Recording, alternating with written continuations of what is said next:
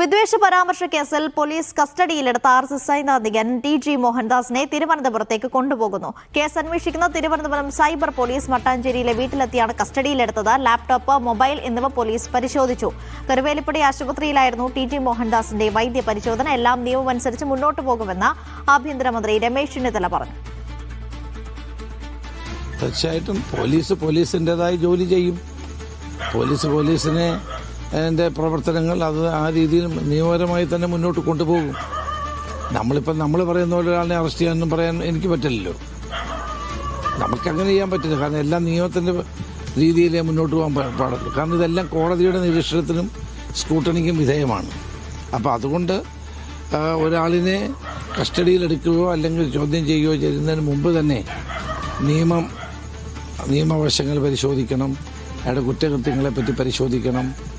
ആ വ്യവസ്ഥാപിതമായ നടപടികളിലൂടെ മാത്രമേ പോലീസിന് പ്രവർത്തിക്കാൻ കഴിയൂ.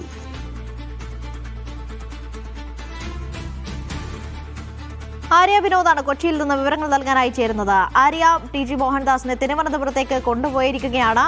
എപ്പോഴാണ് തിരുവനന്തപുരത്തേക്ക് എത്തുന്നത്? ഒപ്പം തന്നെ ഇനി എന്തായിരിക്കും അന്വേഷണ സംഘത്തിന്റെ തുടർ നടപടി?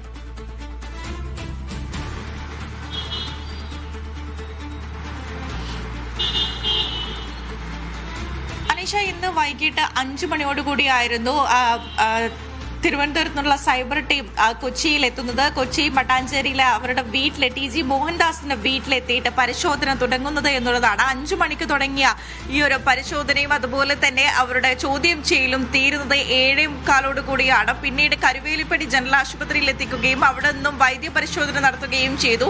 8:15 കൂടിയാണ് അവിടെ നിന്നും വൈദ്യപരിശോധന പൂർത്തിയാക്കി തിരുവനന്തപുരത്തേക്ക് മടങ്ങിയിരിക്കുന്നത്. ഇന്ന് രാത്രിയോടുകൂടി തന്നെ തിരുവനന്തപുരത്ത് എത്തുകയും അറസ്റ്റ് രേഖപ്പെടുത്തുകയും ചെയ്യും. നാളെ രാവിലെ കോടതിക്ക് മുന്നിൽ ഹാജരാക്കും എന്നുള്ളതാണ്. പിന്നീട് നിയമ നടപടികൾ അനുസരിച്ചായിരിക്കും മുന്നോട്ട് പോവുക. റിമാൻഡ് ചെയ്യാനുള്ള ഒരു സാധ്യത തന്നെയാണ് കാണുന്നത് എന്നുള്ളതാണ്.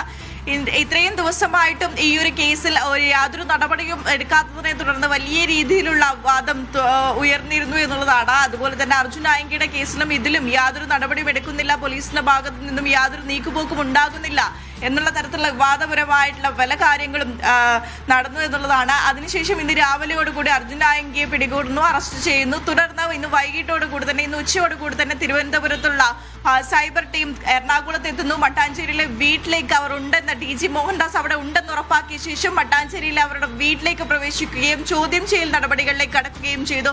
പിന്നീട് അവരെ ഫോണുകളും ലാപ്ടോപ്പുകളും അതുപോലെ തന്നെ ക്യാമറയും പരിശോധനയ്ക്ക് വിധേയമാക്കി തെളിവുകളുടെ അടിസ്ഥാനത്തിലാണ് കസ്റ്റഡിയിലേക്ക് എടുത്തിരിക്കുന്നത്. കസ്റ്റഡി എടുത്തതിന് ശേഷമാണ് പിന്നീടും പല ചോദ്യം ചെയ്യലും കഴിഞ്ഞതിന് ശേഷം മാത്രമാണ് അവിടെ നിന്ന് വൈദ്യപരിശോധനയ്ക്കായി കൊണ്ടുപോയത്. വൈദ്യപരിശോധനയ്ക്കായി അവരെ ഇറക്കിയ ഉടനെ തന്നെ BJP പ്രവർത്തകരുടെ ഐക്യദാർഢ്യം പ്രഖ്യാപിച്ചുകൊണ്ടുള്ള മുദ്രാവാക്യങ്ങളും ഉണ്ടായിരുന്നു എന്നുള്ളതാണ്. അവിടെ ഇവർ യാതൊന്നും ചെയ്തിട്ടില്ല, വലിയ നടപടിയാണ് പോലീസിന്റെ ഭാഗത്തും ഉണ്ടായിരിക്കുന്നത്, പോലീസിന്റെ ഭാഗത്താണ് തെറ്റ് എന്ന് കാട്ടിക്കൊണ്ടുള്ള മുദ്രാവാക്യം വിളികളായിരുന്നു പാർട്ടി പ്രവർത്തകരുടെ ഭാഗത്തും ഉണ്ടായത്. തുടർന്ന് വൈദ്യപരിശോധനയ്ക്കായി കൊണ്ടുപോവുകയും തിരുവനന്തപുരത്തേക്ക് മടങ്ങുകയും ചെയ്തിട്ടുണ്ട്. നാളെ രാവിലെ കോടതിയിൽ ഹാജരാകും.